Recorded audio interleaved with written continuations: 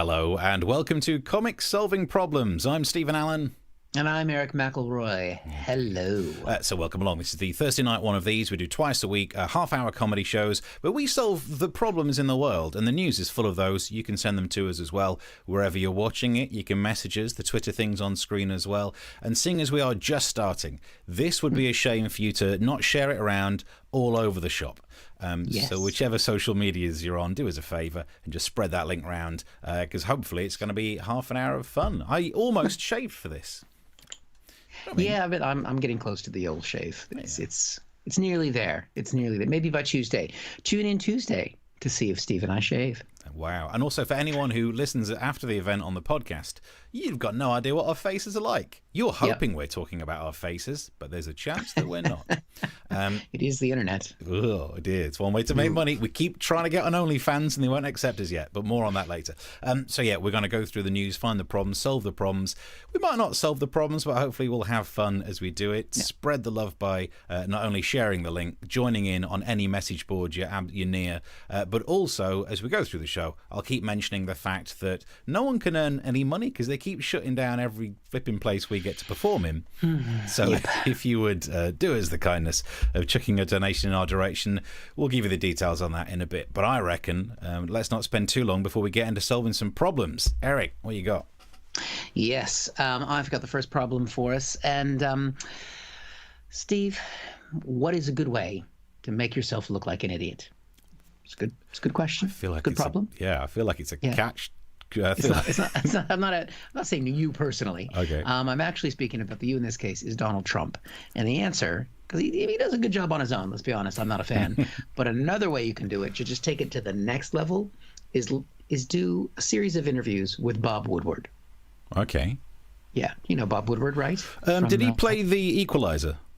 Yes, that's exactly who he is. He also wrote a famous book that helped bring down, did the reporting that brought down President Nixon. He's of course the famous Carl Woodward and Bernstein. He's one of the most prestigious I can't talk today. Reporters in America. Wow. He's famous for his in-depth interviews, his in-depth books. He sat down with Donald Trump, and the book is coming out. Now you know that we love to talk about the books that covered Donald Trump, don't we? We just on Tuesday, we talked about Michael Cohen's book. I had some fun with that. There's been so many tell-alls, right? This one, Trump sat down and talked with Woodward 18 times. That's a lot of time. It's a lot of Trump, yeah. And after all of that time, Bob Woodward talked to Donald Trump. He thought, okay, I've talked to him 18 times. What am I going to call my book? And the answer is here. Fair enough. Rage. Yep. I can see how that happened. After you speak to Donald Trump 18 times, you're feeling the rage. And that's the problem. Is the life lesson here, Steve. Never give Donald Trump your phone number. Yeah, good idea. I wonder how many broken pencils this Woodward guy had. Oh, it's incredible. Well, the thing is, right, he was calling Woodward in the, like they did 2 interviews in the Oval Office, like with all the staff there, and sort of the normal way that you would interview a president. But then Trump would call him like in the middle of the night and just start rambling because he's a 70-year-old man. This is what they do. They just ramble and they talk. And Woodward just sat there and go, "Keep talking, pretty boy." Okay, just could you say that? And he taped it. He taped all the calls. We've got it all. There's tapes. Lordy, let there be tapes. Normally, old people just talk about the war, but of course, Trump had the bone spurs, so I guess he had to talk about other things. That's right, exactly. So, Steve, we talked about Michael Cohen's book. We've talked about lots of other books before. You know the game that we love to play when we have a book about Donald Trump. We're going to play Guess What's Real and Guess What's Not. Steve, it's quiz time. Are you ready to play? It's quiz time, right. If you've never watched any of these shows before, I love being a quiz contestant. Yes. Because I grew up watching this stuff on TV, so I like to do this. Hello, it's nice to be here. I've had a great fun time already, so it don't matter if I don't win. And if I don't win, that doesn't matter because I've had a great time. Hello. I don't know what that accent is, but I like it. Absolutely everyone on any quiz ever sounds like. Right. We'll get the message boards open as well. You can message as well. I was just checking that. So that, as people can play along if they want, because we'll do these as true, false statements. Are these things actually in Woodward's book or not in Woodward's book? Steve, you're going to tell me if it's true or false. Do we have, you can see, okay, are you ready, Steve? Yep. You ready to play? Okay. Did Donald Trump say that he knew in March that the coronavirus was deadly when he said in quote to Woodward, "I still like playing it down"? It's so easily transmissible, you wouldn't even believe it. So Trump knew all the way back in March. Oh, Do you think that's true or false? And when were these phone calls? Because that's the kind of thing where even if he proves himself wrong, if he ends up looking like he was at one stage clever, he'd go for it. Because I believe that to be the trait of the narcissist. So I'm going to go for, let's have a look. Rian Thew says true. Chris says, oh, it's a quiz. Bring it on. No, give me answer. True seems to be the consensus. Yes.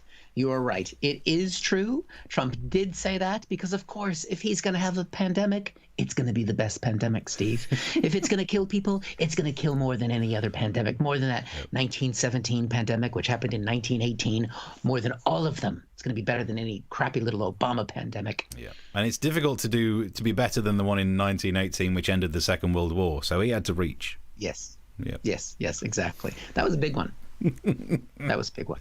Right, you got that one right, one. Steve. You're on a roll. Right. Okay. Now, Woodward did talk to other people as well.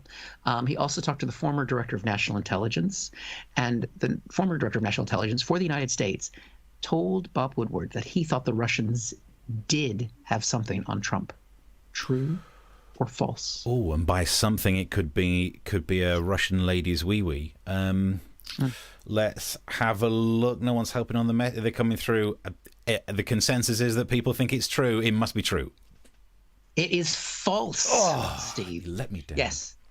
They don't have something on Trump. They have many things. Oh, dear. Many, many things. Some of those things are actually on Trump. They're a bit wet. Right. Okay. Look, down one, up one. Woodward asked Trump if he was working to understand the anger and pain of black people in the United States. And Trump replied, no. Oh, God. So, I mean, it's believable, but it would be him being honest, which is not believable. This is like one of those paradoxes. You know the thing about the two doors, and there's a guy in front of one who always tells the truth and the other one always lies? Yep. But that's just one person with Donald Trump. So I would say most people are going false with this one. False. It is false, but because Trump only understands anger and pain. That's probably the one way. And he really understands pain because of his bone spur. Yeah. But in actuality, he did say that. It's true, but it's funnier to say false because he's racist.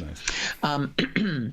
In describing his chemistry with Kim Jong-un, Trump said, you meet a woman, in 1 second, you know whether it's going to happen or not. What's true or false? Does he know that just because he's called Kim doesn't mean he's a woman? Oh, God, this is worse than we thought. But you know what? Because seeing as we know what he said on that bus about if you're famous, you can just grab people, that must mean that's kind of when you know that you're famous. So it must be true. It is true. Trump knew nothing would happen with Kim, though, since he's too fat to be Kim's type. Nice.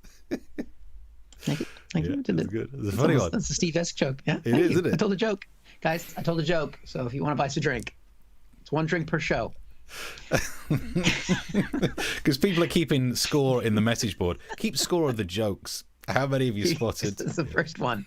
That's worth a drink or two. Right, two more left, Steve. Dr. Fauci, the famous person, the virologist and all that kind of stuff, he's probably the most trusted man in America, said that Trump's attention span is like a minus number.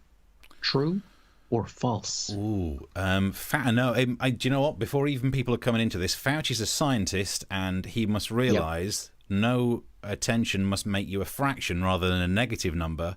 So false.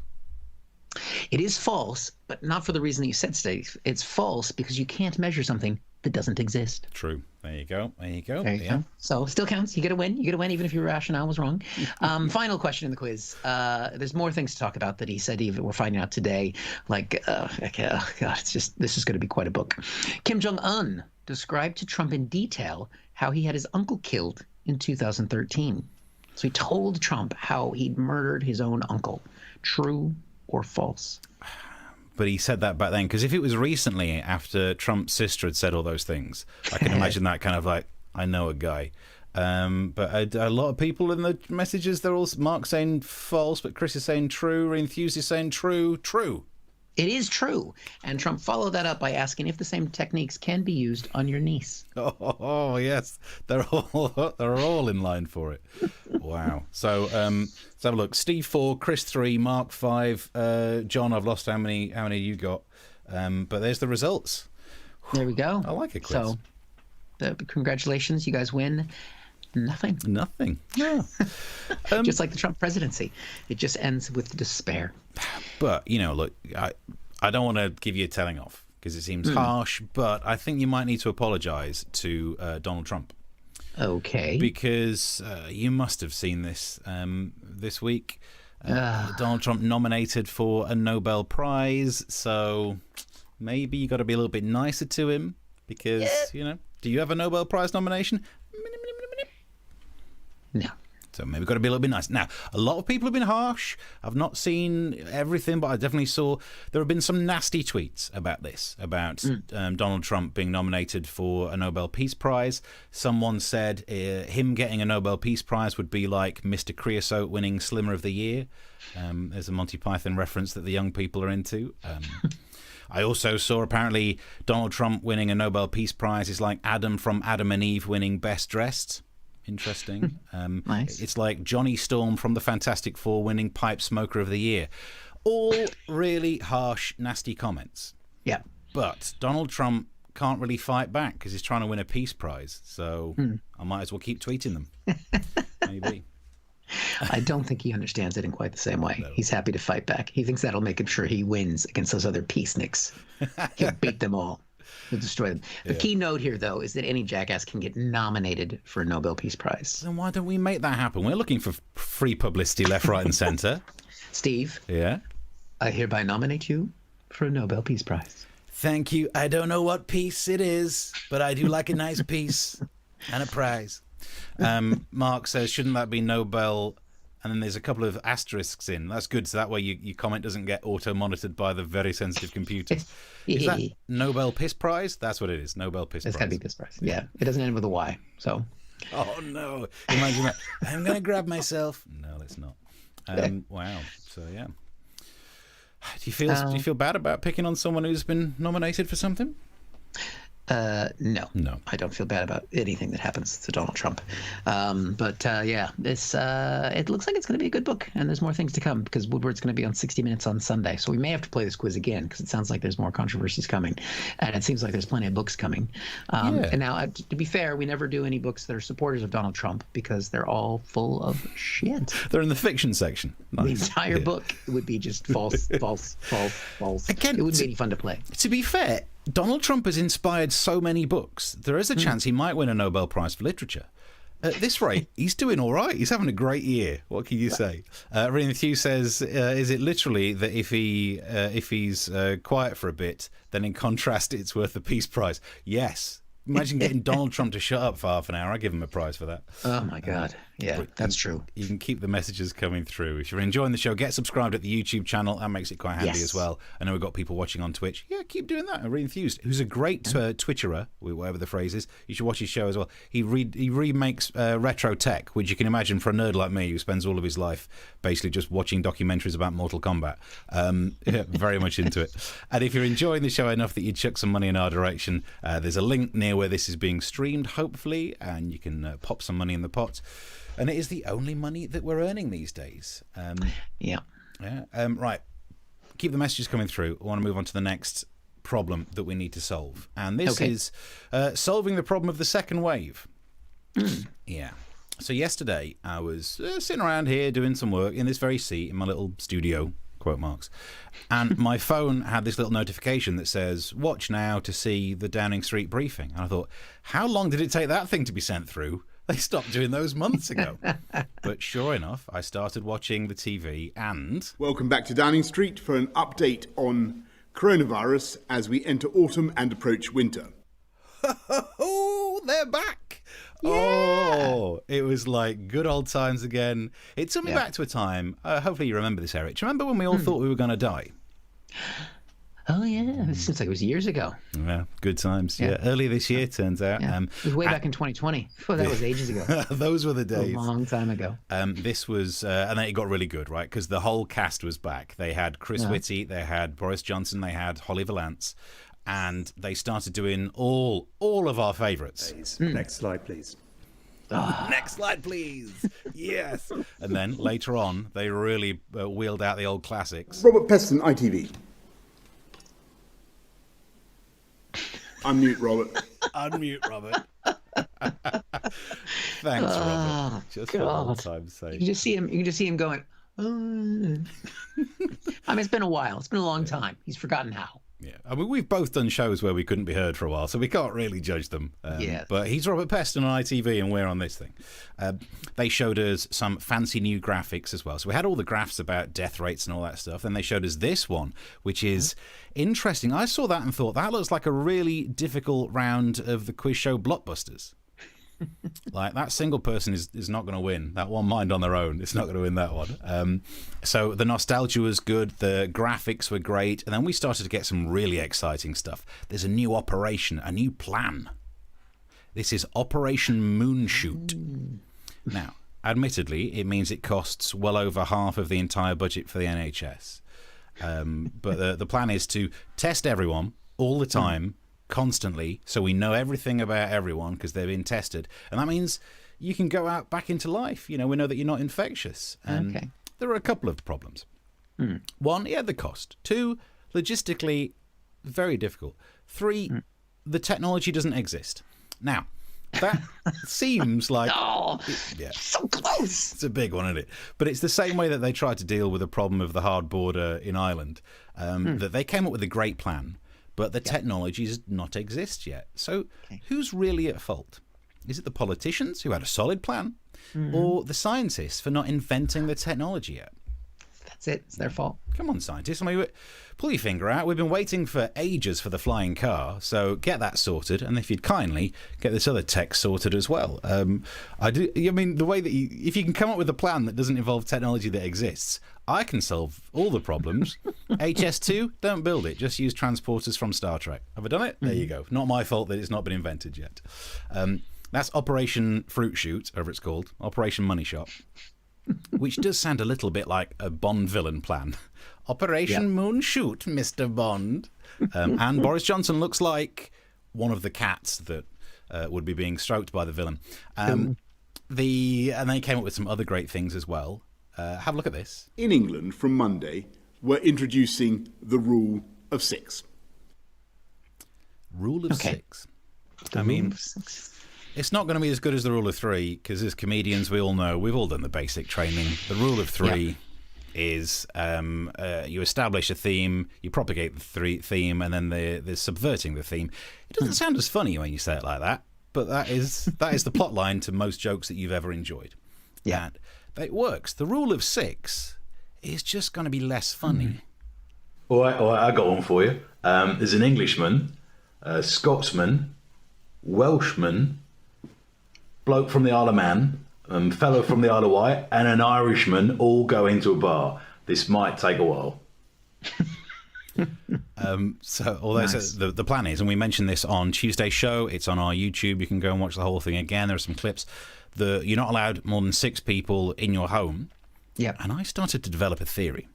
Do you think the reason they're not letting us have more than 6 people in the home is, like, for ages they've been saying get back to work, and people have been saying no thank you. And now all you can have in your home is 6 people, which probably means at home all you can do is spend time with your family. Yep. And at some point people are going to think, fuck it, I'll go back to work.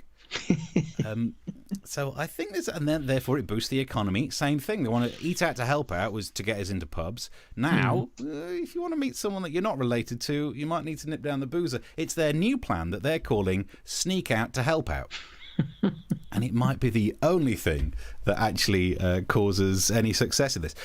There's another catchphrase that was added. I don't know if you saw this, Eric. Check this bad boy out. Hands, face, space. Hands, face, face. It's not as good as the classics, is it? Do you remember we started off with stay in, protect the NHS, save lives? Good. That was a good one. That's a good one. And then there was one of my personal favourites, stay alert, control the virus. Yeah. And you had to stay alert just in... It's back! Still got it. Because I've got it because I'm alert. Because... So we're staying alert. But then this new one is just hands, face, space. Sounds like someone's trying to, like, jazz scat riff their way to doing a Star Trek intro. Hands, face, Space. And by the way, that's reminded me, make sure to wash behind your final frontiers. Oh, that's actually a joke I put in today's show. It's a shame that wasn't because Tuesday was Star Trek Day. We didn't mention it, and you've done it. You've done it too late now. Yeah. Should have done that on Star Trek Day, but then we would have had to known. That's There's just technology wasn't available. Doesn't it feel like it misses something? Even grammatically, it's not quite right, is it? Hands, face, space. It feels like more's needed, and it reminded me of this. hands, face, My neck, my back, lick my and my crack. Lick a crack. Oh, it's a family show. I don't know if... That's not sanitary, and I really don't think you should be doing that during a pandemic. Lick a crack. I mean, never met it, never tried it. And to be honest, I don't think I would try it. There are some things you don't want to know that you enjoy. Yeah. Wouldn't want to form a habit, because the last thing I need to do is turn into a crack addict. 2 for 2 for terrible jokes in this section. Keep them coming. If you did buy us a drink, we do offer refunds. But the big worry, after we got all through this, the big worry is this one. Coronavirus is Christmas. Cancel Prime Minister. The big worry is that we're not going to be able to have a normal Christmas. Yep. So, to find out more about this big issue, and this is the show that gets you answers, I'm pleased to say I'm joined on the line now by Santa. It's Father Christmas. Hello. Hello, Steve. Oh, thank you very much for taking the time to do this. You must be, I guess you're quite busy, aren't you? No, not these days. Thanks to Amazon Prime, I don't have to start work until late December. Kind of ruins the magic. Listen, look, people are really worried that Christmas is going to be cancelled this year. Tell us, is Christmas cancelled? I'm afraid so, yes. Because of COVID-19, I've had to furlough the elves, and I'm self-isolating because I'm obese. I'm very, very old, and I'm pregnant. You might want to get a test. What are you going to do instead? Well, I thought I'd sit around at home wearing boxer shorts with a ball hanging out watching Netflix. And before you say anything, I know that's all you've done since March. Look at Santa's sack. Oh, you can know it's Santa too much. It's a kid. There are kids watching. We're not having any of that lot. This Santa guy.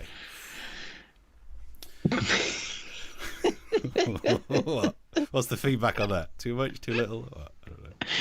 He knows what you've been doing. Anyway. Because I didn't catch the briefing yesterday, Steve, so thank you for filling me in such a factual manner. Yep. And I have to say, with this moonbeam thing that the Prime Minister's come up with testing everyone in the United Kingdom, I want to be honest. I know sincerity, it's a comedy show, whatever. I think that's a great it's a great idea. I think testing everyone in the UK is amazing, and I think what could go wrong in the UK with tests. We're very good at. I think they've developed a really good algorithm for those tests that should give us results that will be set and never change. Do you know what? You might be onto something here. Maybe they don't need to do any tests, and all of a sudden we'll find out we've got some of the fewest cases in the whole world. They do the tests and find out I get into Cambridge. So there is a chance if everyone gets tested, we'll find out exactly who Boris Johnson is the father of. That's true. It's not going to happen. It's never going to happen. Daddy? Anyway. Right. Let's do some what messages. We got in the comments here? Loads coming through. Hang on, let's have a look. Mark says, does that mean that we're related to the PM past the mind bleach? And then Reenthew says, Boris really never learned hands, shoulders, knees and toes, did he? Hands, face, space and face, space and face. They have to say hands, knees and bumps a daisy was taken. Ooh. And then there's some more scores coming through from Mark. You keep them going through. We'll track down more. And you can tweet us as well. There's the YouTube for the comments. And we've got a few. Oh, someone says, how are you? It's very nice of them to send that message. bit busy right now. There we go. You can keep it going. If you're enjoying the show, And, get subscribed on the YouTube and pop us some money in the pot. That would be muchly appreciated because these shows ain't free to run, and sadly we have to buy some kit for it, so it all helps out. All right. Yes. Well, we've got one problem. Someone didn't get a link for tonight's show, so we're gonna have to apologize to Dawn if she's found us now. We're gonna sort her out. So, I mean, that sounded more like a threat, but you're right. There's always the opportunity to watch this afterwards. It streams all over the place. Again, sounds wrong, and then it stays up on various social medias. There we go. Well, here's the problem, Steve. That it's a question I want to ask you first as a problem, and then we're going to find out what the answer is. Do you have to wear clothes when you vote? Should you? Is that a problem? I don't think I've voted in the nude. Well, not like a proper election. If we're talking Britain's Got Talent,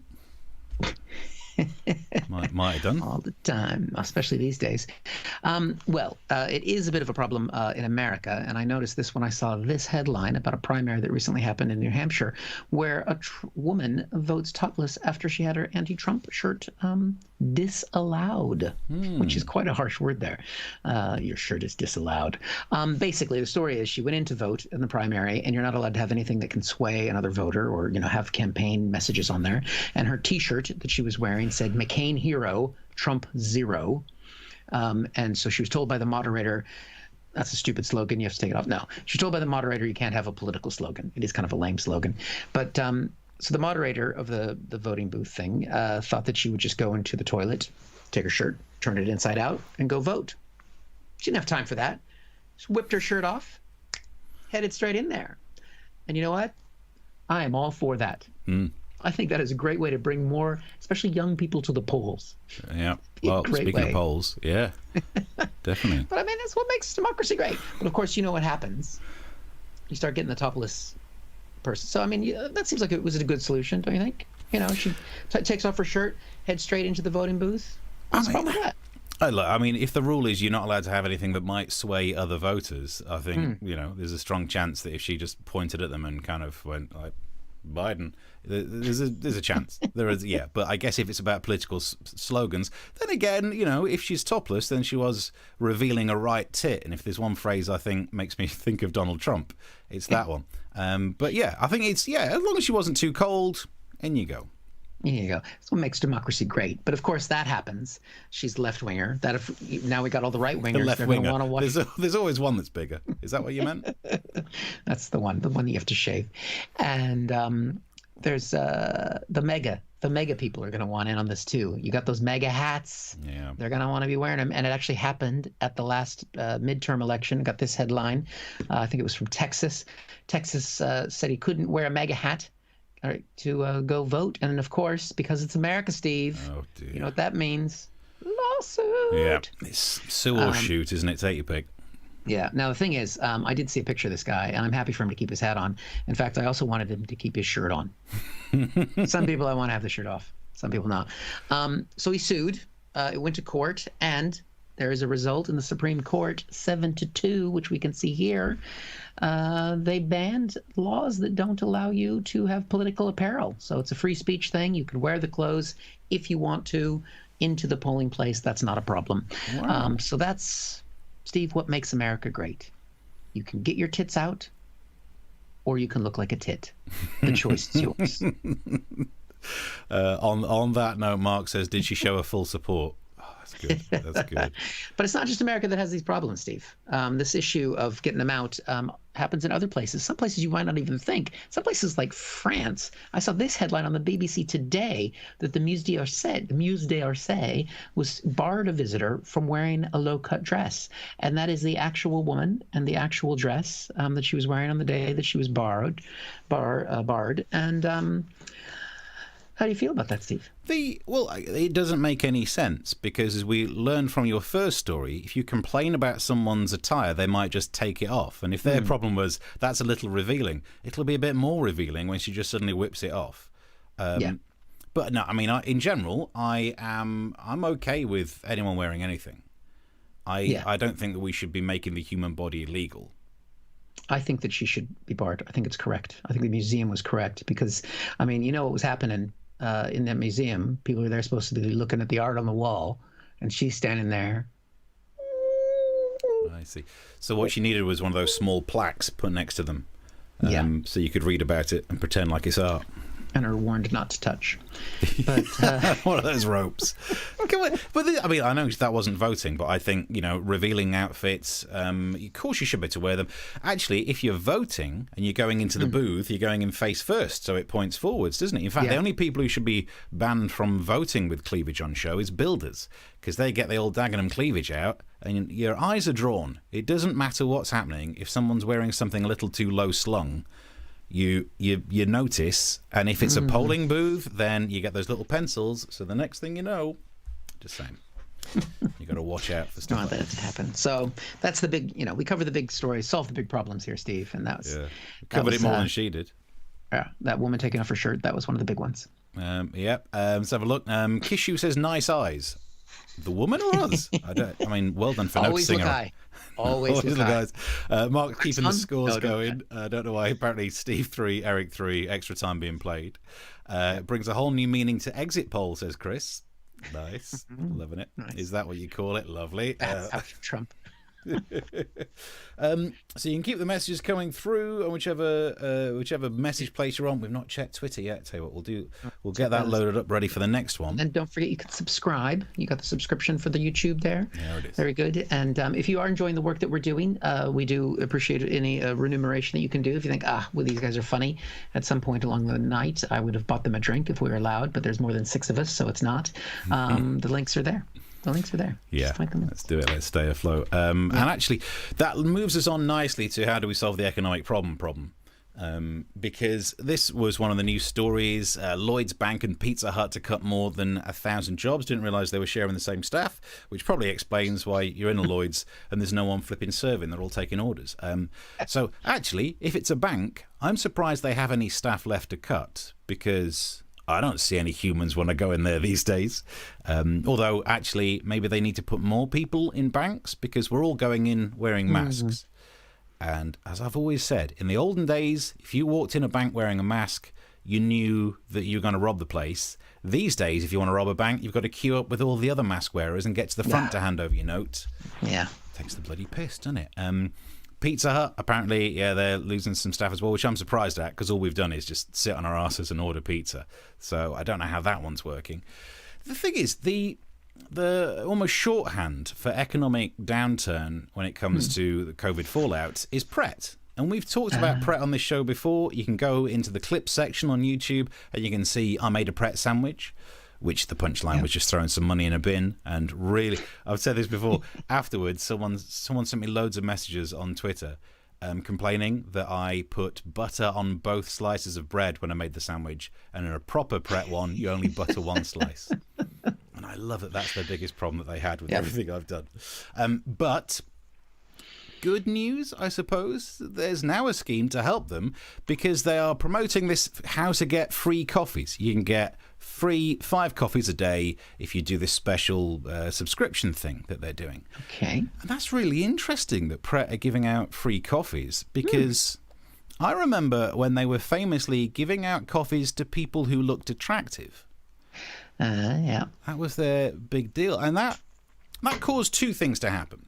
One was that attractive people who'd got coffees just sent the most humble bragging tweets and posts on social media, kind of, oh my God, I went to get a coffee today and I didn't have to pay. #blessed. Because it's all very well for the attractive people going around as if that's not going to offend. What about the rest of us? Yeah. We're stood in Pret paying 99p for a filter coffee, and then you just feel like shit. You have to walk Stand there. Yeah. Oh, you want the money for... You have to walk to the door, kind of, look away. I'm hideous. I've paid for the coffee. Acting. And actually, do you know what, Pret, if you're listening, and I know you still watch this, you never offered me free coffees when it was about being attractive. So why are you suddenly crawling around, sniffing around me again now that you're desperate? Well, maybe things have changed. Maybe things have moved on. Maybe I don't want your coffee anymore. Yeah, you could have done it back then when it counted, but now it's all about you. Well, I got to say to you, Pret, I don't want your coffee. Maybe I found someone new. I mean, I must admit, I don't actually go to Costa a lot because their coffee's not great, but neither is their security. So yeah, we're up to date. Did you steal that today so you can do that bit? You know me, I do commit to any acty bits. Mark says, if Lloyd's and Pizza Hut are sharing staff, does that mean that your account can be high interest, deep pan, or crustless? Yep. And let's have a look. Lord Pret is a big fan. Marine Thew says, and stole a cup from them. I didn't steal this. I got given it as a gift, which makes me think I was given it by someone who stole it. But, you know, it was indeed a good gift for Steve. You know what I mean? I don't think you can even buy those. No, you can. Actually, you definitely can. And here's the weird thing. I think it's true. I remember looking into it at the time. When you buy a cup from Costa, you don't buy a special one that's packaged out the back. You just buy one of their set that's been in use. Yeah. It's a second-hand cup. That's how COVID started. It's a fresh cup of COVID. That's a look. It's the Costa virus. Oh, Rian Thew says that he's got 2 of the cups that he stole. Yeah. Stolen cups. It's not as big as the Sport Direct cup. Those are the ones to get. Oh, yeah. You can jog on, Pret. Imagine getting... That's the level of free coffee that I'm after. Like, Yeah. Although I don't think the Costa Big coffee is just too big. Like when it has the 2 handles on it.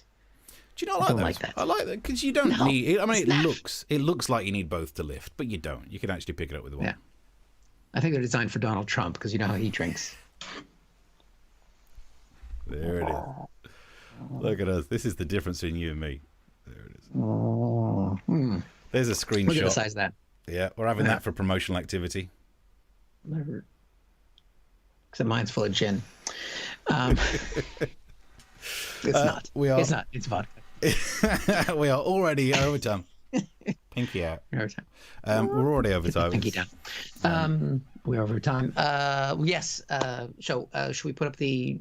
While we're looking to check any comments, put up the drink, buy us a drink thing again? Yes, that'd be much appreciated. Yes, we are over time a little bit. We are here every Tuesday and Thursday on the YouTube, on the Twitter, on the Facebook, on the Twitch. Gave up on LinkedIn, to be honest. Yeah, it like wasn't working else, for us. LinkedIn.